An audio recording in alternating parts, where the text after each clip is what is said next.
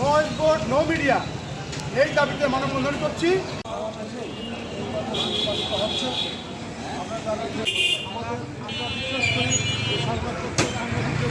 আমরা নবমৈত্রী প্রস্তাবে দাবি জানাচ্ছি এবং অবিলম্বে নবমৈত্রী করতে পরবর্তীতে পদক্ষেপ গ্রহণ করার জন্য মানুষকে বিভিন্ন হত্যাকাণ্ডে জড়িয়েছে। পরবর্তীতে পদক্ষেপ গ্রহণ করার জন্য আমরা জানি যে বিগত সময়ে আমি সভাপতি হিসেবে পারিবারিক হত্যাকাণ্ড আমরা চাই বর্তমান ইন্টিরিম সরকার অবিলম্বে